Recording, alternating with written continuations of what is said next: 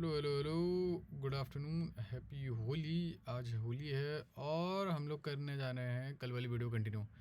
कल हमने dual nature की पार्ट 1 वाली वीडियो बनाई थी और आधा डुअल नेचर किया था। हमें अब 10 क्वेश्चंस और करने। कल हमने 15 क्वेश्चन किए थे। मैं कल कुछ गलतियाँ हुई थी तो वो एक बारी रेक्टिफाई कर लूँ।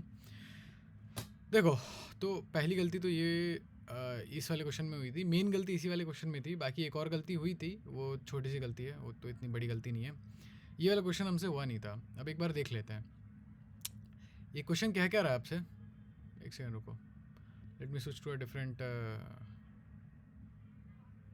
Different board. फिजिक्स वाला एक बार मुझे वाइट बोर्ड खोलने दो। ये रहा, खुल गया। चलो, ये रहा हमारा वाइट बोर्ड। ओके, तो मूविंग अहेड, ये क्वेश्चन दे रखा है राइट प्रॉपर्टी, मतलब हमारे पास वेलोसिटी वेक्टर ये दे रखा है आपको। Enters an electric field of E, और इलेक्ट्रिक फील्ड ये दे रखी है आपको at T is equals to 0 पे। इलेक्ट्रिक फील्ड इतनी थी। अगर lambda which is constant by the way, and we have lambda naught. आपकी स्टार्टिंग में डेब्रॉय वेवलेंथ है, बाद में बताओ आपके वेवलेंथ को क्या हुआ। देखो, डेब्रॉय वेवलेंथ, पहले तो ये पार्टिकल है, ठीक। पार्टिकल जा रहा है किसी न किसी डायरेक्शन में, जा रहा है आई नॉट। उसके अपोजिट आपको लग रही है ये इलेक्ट्रिक फील्ड लग रही है, आई गेस। मेरे हिसाब से मेरा आंसर था लैम्डा नॉट। क्योंकि मेरे हिसाब से इलेक्ट्रिक फील्ड का यहाँ पे फ़र्क पड़ना नहीं चाहिए था इस पार्टिकल पे, बट कोई बात नहीं, चलो, हो सकता है मैं गलत हूँ। कुल मिला के जो लैम्डा होता है, डेब्रॉय वेवलेंथ होती है किसी भी ऑब्जेक्ट की, वो होती है h/mv, ठीक। h/mv, सीधा साधा आंसर। लेकिन अब इसमें दिक्कत ये है, इशू सबसे बड़ा ये है कि यहाँ पे v कांस्टेंट नहीं है। This is not constant, change होता रहा है। क्योंकि सॉरी, इससे बेटर मैं बोलूँ, ये इंस्टेंटेनियस फार्मूला है। ये पूरा का पूरा फार्मूला एक इंस्टेंट बताता है आपको, एक इंस्टेंट के बारे में बताता है आपको, ना कि हमें अलग अलग इंस्टेंट्स पे नहीं बताता, एक इंस्टेंट पे बताता है ये। तो भाई आगे बताओ। अब मुझे चाहिए एक इंस्टेंट का, ठीक है, समझ रहे हो, मुझे चाहिए एक इंस्टेंट का।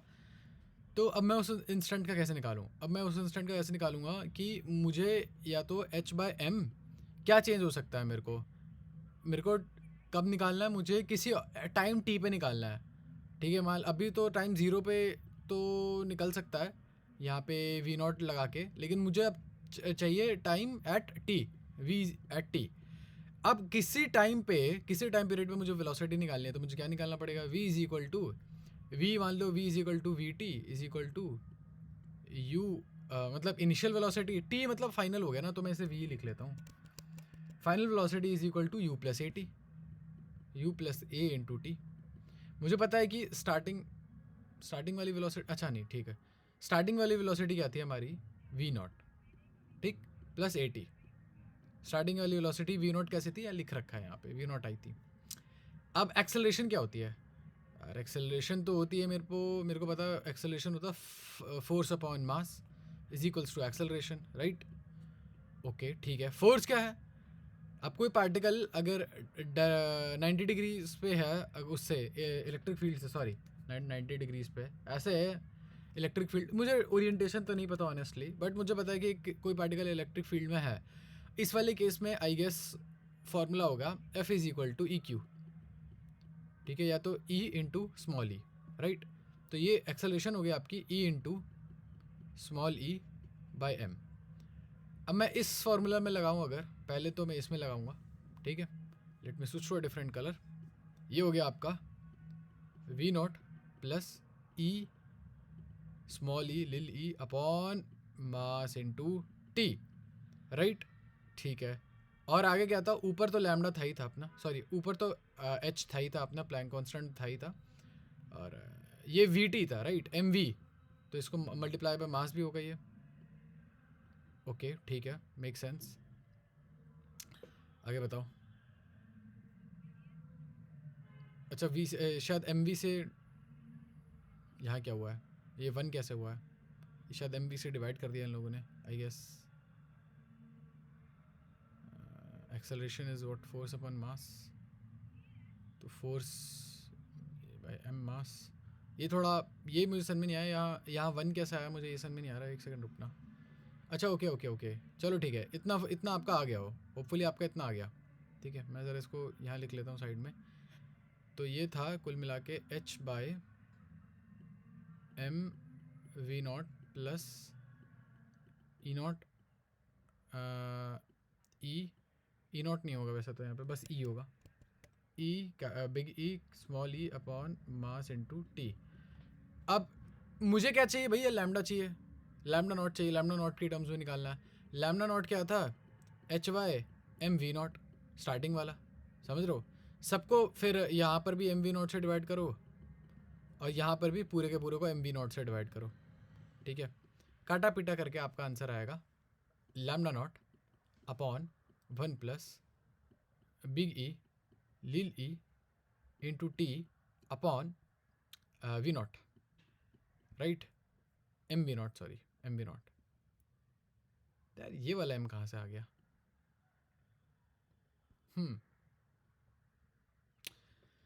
चलो कुल मिला के हम लोग का आंसर आ गया कुल मिला के। आगे बढ़ते हैं।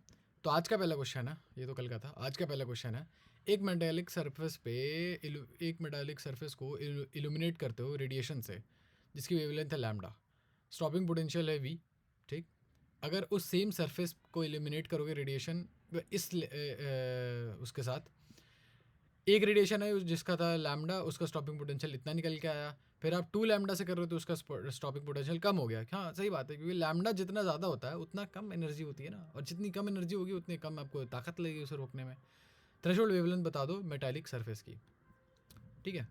तो यहाँ पे 2 इक्वेशंस फॉर्म होंगे, दोनों इक्वेशन को आप यूज़ करके फिर लास्ट में आंसर निकालोगे। पहली इक्वेशन क्या होगी, तो लैम्डा की टर्म्स में अगर लैम्डा की टर्म्स में निकालते हो तो H C by lambda is equal to H C by lambda naught plus stopping potential आपका, स्टॉपिंग पोटेंशियल आपका स्टार्टिंग में वी, सॉरी वी, ये होगी आपकी पहली इक्वेशन। फिर उसके बाद एच सी लैम्डा बाई 2 यानी कि 2 नीचे है तो ऊपर चला गया, समझ रहे हो। ये तो स्टॉपिंग पोटेंशियल तो सेम ही रहेगा, प्लस ये हो जाएगा वी बाई 4, स्टॉपिंग पोटेंशियल आपका कम हो गया। अरे सॉरी, थ्रेशोल्ड फ्रीक्वेंसी, मैंने गलती से स्टॉपिंग पोटेंशियल बोल दिया, थ्रेशोल्ड फ्रीक्वेंसी तो सेम ही रहने वाली है, राइट। ठीक है जी, काम करो, आप चाहते हो एक काम करो, यहाँ पर भी 2 से मल्टीप्लाई कर दो हर जगह, ठीक है। अब दोनों को बराबर कर दो, अब इन दोनों को बराबर कर दो, क्योंकि ये तो बराबर है ना, 2hc by lambda 2hc by lambda. अब इसको ओवरऑल बराबर कर दो, ये हो गया 2hc bye lambda naught plus 2v बराबर है आपके hc, मुझे वैसे किसकी टर्म्स में, अच्छा लैम्डा की टर्म्स में चाहिए, तो रुको ये वाला तरीका अच्छा नहीं है। फिर एक काम करो आप, इसको हटाओ यहाँ से, इसको हटाओ यहाँ से, और मुझे चाहिए लैम्डा की टर्म्स में, तो लैम्डा क्यों हटा रहा हूँ मैं वी हटा देता हूँ, क्योंकि वी के टर्म्स में मुझे चाहिए नहीं। वी कैसे हटेगा, इसको डिवाइड बाय 4 कर, इसको मल्टीप्लाई बाय 4 4 करते ज़्यादा बेटर है, ठीक है। इसको मल्टीप्लाई बाय 4 करो, ठीक है, मल्टीप्लाई बाय 4 तो ये हो जाएगा नीचे, यहाँ पे 4 हो जाएगा और यहाँ पे 8 हो जाएगा, 4 2 से 8 हो जाएगा।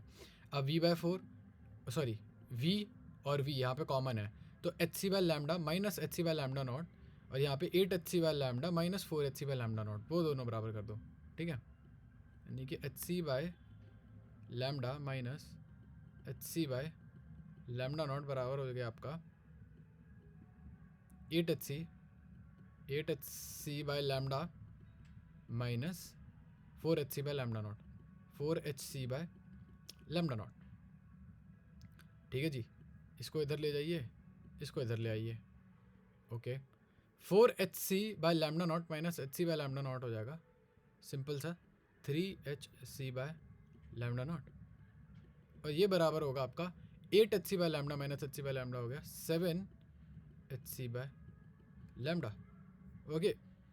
एच सी से एच सी कट गया, lambda is equals to, sorry lambda naught is equals to 3/7, I don't think so ऐसा ऑप्शन है, 5/2 है, ओके लेट मी चेक क्या गड़बड़ हुई हमसे। ओह ओके, लैम्डा को डबल किया गया था ना कि हाफ किया गया था।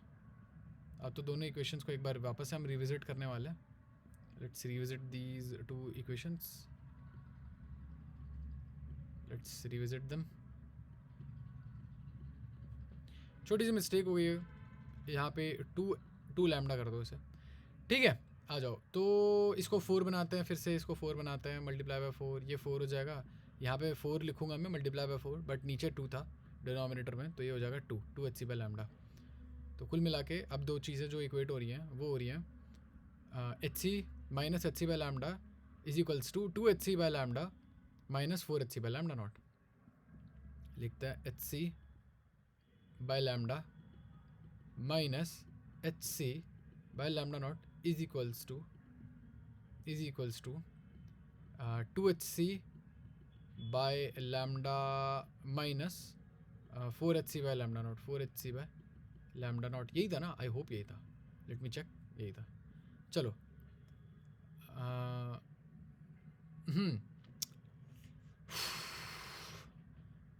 इसको यहाँ ले जाओ, इसको यहाँ ले आओ, तो 4hc by lambda naught हो जाएगा, 4hc by lambda naught minus H C by lambda naught हो जाएगा 3hc by lambda naught is equals to, ये उधर जाएगा, ये माइनस हो जाएगा, H C by lambda naught, sorry बस लैम्डा, एच सी सेट से करा लैम्डा नॉट हो गया 3 लैम्डा नॉट हो गया 3 लैम्डा के हिसाब से। चलो, इतना टाइम लगना नहीं चाहिए था, एरर हो गया हमसे, इसलिए इतना टाइम लग गया, वरना इतना टाइम यूजुअली लगता नहीं है। Let's move on to the next question. आपको इलेक्ट्रॉन दे रखा है जिसका मास दे रखा है m है, और फोटोन है, दोनों की सेम एनर्जी है। Ratio of de Broglie wavelength associated with them, अब दोनों की de Broglie वेवलेंथ का रेशियो बता दो। मुझे पता है दोनों की एनर्जी सेम है, energy of first is equals to energy of second, right. चलो ठीक है, energy of photon is equals to energy of electron. दोनों की क्या बताना है मुझे, de Broglie wavelength associated with them ratio. एक बार एनर्जी को थोड़ा एनर्जी के साथ खेलते हैं। एनर्जी ऑफ फोटोन कितना होता है, एनर्जी ऑफ फोटोन हो जाता है H C by lambda of P, but यहाँ थोड़ा पेचीदा होगा, यहाँ पे थोड़ी दिक्कत आएगी आपको। क्यों? क्योंकि जब आप इलेक्ट्रॉन के लैम्डा की बात, जब किसी पार्टिकल के लैम्डा की बात करते हो तो lambda of electron is equals to H by M V. लेकिन आप एनर्जी के टर्म्स में लिखते हो, जो मैंने लास्ट टाइम आपको बताया था, एनर्जी के टर्म्स में अगर आपको लिखना है तो एनर्जी होती है इसकी half of M V square, kinetic energy ही कैरी करेंगे और क्या करेंगे, half of M V square, फिर आपको यहाँ पर 2 ले जाना पड़ेगा और m रखना पड़ेगा, तो ये m स्क्वायर वी स्क्वायर हो जाएगा, फिर एम वी का रूट करना पड़ेगा, यानी कि एनर्जी हो गया आपका h by m two M E का रूट। ठीक है, अब मुझे यहाँ से एनर्जी की वैल्यू चाहिए, तो सब पूरे के पूरे स्क्वायर करो, तो एनर्जी हो गया H square by lambda square, lambda of electron का स्क्वायर, लैम्डा ऑफ इलेक्ट्रॉन का square multiply by 2m। Okay okay, but I don't think so हम ये यूज़ कर सकते हैं, क्योंकि मुझे, अच्छा चलो यूज़ कर लेते हैं, राइट। वो छोड़ो, तुम डायरेक्टली इधर ही आओ। Lambda of electron, right, lambda of electron था आपका, लैम्डा ऑफ इलेक्ट्रॉन हो गया आपका h by 2m E, h by root of 2m E, h by 2m E. पहले इलेक्ट्रॉन बताना था ना, हाँ इलेक्ट्रॉन, फिर फोटोन का लैम्डा बताओ भाई। फोटोन का लैम्डा हो जाएगा इस वाली इक्वेशन से, अगर मैं उठाऊँ H C by electron, H C by energy, wait, ये हो गया मेरा फोटोन का, वो हो गया एच सी बाय एनर्जी, ठीक। तो एनर्जी एच से एच कट गया, ठीक है जी। और देखते हैं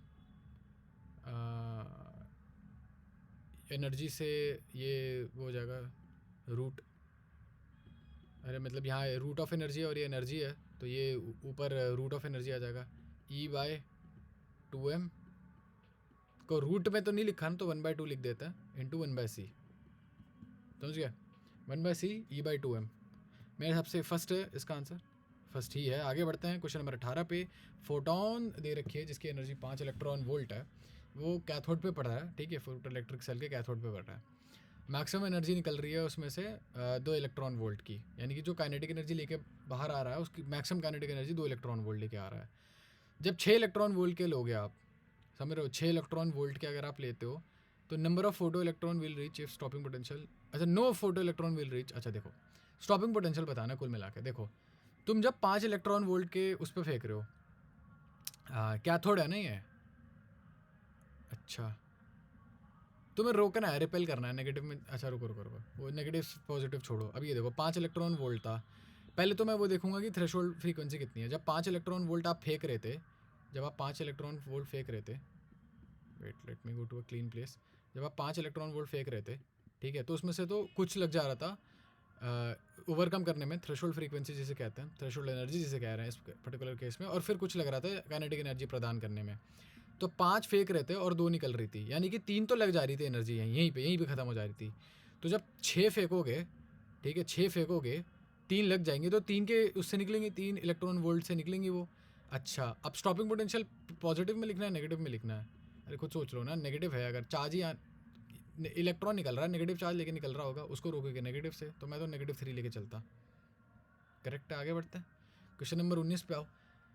एक मेटालिक सरफेस है जिसको इल्यूमिनेट करोगे मोनोक्रोमेटिक लाइट से, जिसकी वेवलेंथ इतनी है, ठीक है, उसको इल्यूमिनेट किया है आपने मोनोक्रोमेटिक लाइट से जिसकी वेवलेंथ इतनी है। स्टॉपिंग पोटेंशियल फोटो इलेक्ट्रिक, मतलब उसका स्टॉपिंग पोटेंशियल दे रखा है हमें कि इतना तो आपको लग जाएगा उसको रोकने में। अगर सेम सरफेस पे इतनी वेवलेंथ की उससे करते हो, इतनी वेवलेंथ से फेंक रहे हो अगर आप, फिर स्टॉपिंग पोटेंशियल वी नॉट हो जाता है। थ्रेशोल्ड वेवलेंथ बता दो इसकी। अच्छा, ठीक है, आओ सिंपल फार्मूला है यहाँ पे। सिंपल फार्मूला, पहली इक्वेशन देखते हैं। पहले आप कितने वेवलेंथ से चल रहे थे? H C by lambda is equal to H C by lambda naught मान के चल रहा हूँ मैं, और प्लस फिर आपने लगी थी कितनी एनर्जी, सॉरी स्टॉपिंग पोटेंशियल आपका 3 वी नॉट था। ये पहला केस है।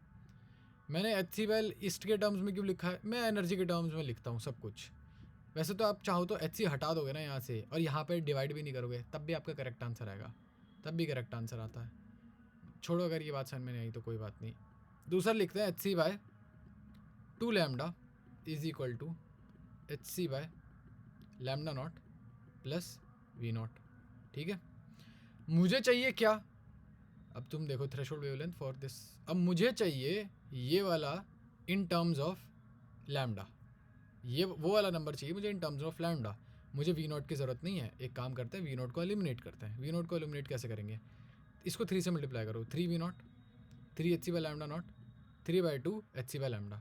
यहाँ पर 3 वी नॉट है, यहाँ पे 3 वी नॉट है, दोनों को इक्वेट कर देते हैं। यहाँ पे 3 वी नॉट को लिख सकता हूँ मैं H C by lambda minus H C by lambda naught, H C by lambda minus H C by lambda naught is equals to 3/2 H C, 3 H C by 2 lambda minus 3 H C by lambda naught, 3 H C by lambda naught. आगे बढ़ता है, ये हो जाएगा 3 H C by lambda naught minus H C by lambda naught, 2 H C by lambda naught is equal to 3/2 minus H C, तो ये हो जाएगा 1/2 H C by lambda. Lambda से लैम्डा कट गया, लैम्डा नॉट बराबर हो गया आपके 4 लैम्डा के। Let's go with this 4 lambda के। आगे बढ़ते हैं क्वेश्चन नंबर 20 पे। इनमें से कौन सा फिगर जो है रिप्रेजेंट कर रहा है डे ब्रॉय वेवलेंथ और आपके मोमेंटम को? अच्छा, simple formula de Broglie wavelength और मोमेंटम का, lambda is equal to H C by momentum. ये डे ब्रॉय नहीं दिया था, ठीक है, तो P is inversely proportional to lambda,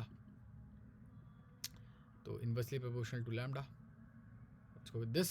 question number 21 पे आता है। एक फोटो इलेक्ट्रिक सरफेस है जिसको इल्यूमिनेट किया गया है 2 मोनोक्रोमेटिक लाइट से, पहले लैम्डा फिर लैम्डा 2 यूज़ किया था। काइनेटिक एनर्जी जो थी दूसरी केस में पहले केस से 3 गुना बढ़ गई। दो बताओ, वर्क फंक्शन बताओ। ये भी इजी है, इतना कुछ खास कॉम्प्लिकेटेड नहीं है। दो के यहाँ पर भी सेम हमने पिछले 2-3 बार ही कर लिया है, तो ये ऑब्वियसली बहुत इंपॉर्टेंट सॉर्ट ऑफ क्वेश्चन नहीं है, इंपॉर्टेंट टाइप का क्वेश्चन नहीं है। Let's move to some free space पे चलते हैं थोड़ा, और इधर आते हैं। चलो, तो ये क्या कह रहा है? पहले आप पे पहली इक्वेशन बनाते हैं। पहले आपने एच सी बाय लैम्डा की बात करी, ठीक, वो बराबर है आपके H C by lambda naught, ठीक है। या एक काम करो, वर्क फंक्शन निकालना है ना पूरा, ये लो वर्क फंक्शन रखो प्लस काइनेटिक एनर्जी, ठीक, काइनेटिक एनर्जी, ये आपकी पहली इक्वेशन। पहले आपने ये किया, फिर आपने क्या किया, एच सी बाय आपने अपनी वेवलेंथ आधी कर दी, लैम्डा टू वेवलेंथ आधी कर दी, यानी कि जो आप एनर्जी जिस एनर्जी के साथ फेंक रहे होगे वो ज़्यादा बढ़ गई होगी। हाँ, तो तभी ऑब्वियसली आपको ज़्यादा एनर्जी रिक्वायर हुई, 3 गुना ज़्यादा आपको काइनेटिक एनर्जी लग गई, 3K, ठीक है। ये है 2। मुझे क्या चाहिए भाई, मैं चाह रहा हूँ कि मुझे ये वर्क फंक्शन चाहिए इसकी टर्म्स में, ना कि काइनेटिक एनर्जी के टर्म्स में, तो इसको एलिमिनेट करता है। सेम चीज़ करी थी जो लास्ट टाइम, 3 3 3, अब ये भी 3K, ये भी 3K, इक्वेशन में हमें कॉमन ग्राउंड मिल गया। तो ये हो गया हमारा 3HC by lambda minus 3 lambda is equals to, sorry 3 phi psi जो भी बोलते हैं इसको, 3HC by lambda minus, sorry lambda क्यों कह रहा हूँ मैं इसे, एप्सिलॉन, पता नहीं क्या बोलते हैं इसको, आई फॉरगॉट, यार जो भी है, ये इधर जाए ये इधर जाए, तो हो गया H C by lambda is equal to 2 epsilon naught, ठीक है। तो ये हो जाएगा H C by 2 lambda, H C by 2 lambda, यानी कि ऑप्शन नंबर 2 पे जाते हैं, and that is the correct answer. Question number 22 की ओर बढ़ते हैं। लाइट है वेवलेंथ 500 नैनोमीटर की, जो कि मेटल पे incident on metal, on a metal with work function, इतना इतना उसका वर्क फंक्शन है। डे ब्रॉय वेवलेंथ बताओ इमिटेड इलेक्ट्रॉन की। तो देखो हमें इलेक्ट्रॉन वोल्ट में दे रखा है और ये नैनोमीटर में दे रखा है। ये क्वेश्चन गंदा इसलिए क्योंकि हमें बहुत ज़्यादा मेहनत करनी पड़ेगी बीच में एक नंबर पे आने के लिए, बट चलो कोई बात नहीं, हमें डे ब्रॉय वेवलेंथ बतानी है ना इमिटेड इलेक्ट्रॉन की, निकाल लेंगे, चिंता मत करो। तो आप जो एनर्जी दे रहे हो वो है एच सी बाय लैम्डा, जिसमें से चली जाती है आपकी कुछ H C by lambda naught में, और कुछ चली जाती है आपकी काइनेटिक एनर्जी देने में, जो कि थी 2.28 इलेक्ट्रॉन वोल्ट, 2.28 इलेक्ट्रॉन वोल्ट। तो हम क्या कर सकते हैं यहाँ पे, अच्छा रुको धीरे धीरे करते हैं भाई, पूरा सॉल्व करना पड़ेगा मेरे को लग रहा है।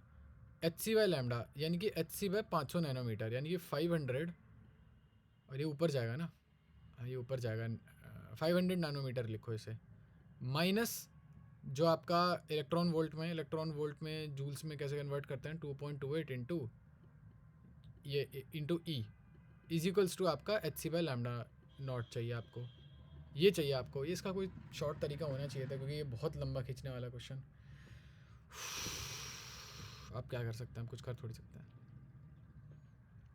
चलो यार कोई बात नहीं, खींच रहा है तो खींच लेते हैं। Day Broglie wavelength of the emitted electron is, चलो कोई बात नहीं, जूल्स में कन्वर्ट करते हैं, पहले सब चीज़ों को जूल्स में कन्वर्ट करेंगे, ठीक है। तो ये हो गया एच सी, यानी कि एच सी यानी कि क्या, 6.626 इंटू 10⁻⁻34, 34 इंटू 3 इंटू 10⁻8 8 अपॉन 500, 500 हो गया आपका, 500 इंटू 10⁻⁻9, ये ऊपर जाएगा पॉजिटिव 9 हो जाएगा, 9 + 8 हो जाएगा 17, ठीक है। और ये 0 है, 2 0 और है तो ऊपर जाएगा, कम कर देगा इसे, तो -32 कर लेते हैं, नहीं 36 हो जाएगा ये, क्योंकि 500 को मैं 5 इंटू 10⁻2 भी तो लिख सकता हूँ, ऊपर जाएगा तो नेगेटिव हो जाएगा, नेगेटिव नेगेटिव पॉजिटिव हो गया, तो मैं ये ज़ीरोस हटा देता हूँ, टेंस वाले नंबर्स हटा देता हूँ, ठीक है। ये हो गया 6.6 इंटू 3 अपॉन 5 इंटू -36, पॉजिटिव का 7 हो गया, 10⁻⁻, फक कितना होगा ये, 8 मे बी 7, नहीं 9 होगा ये,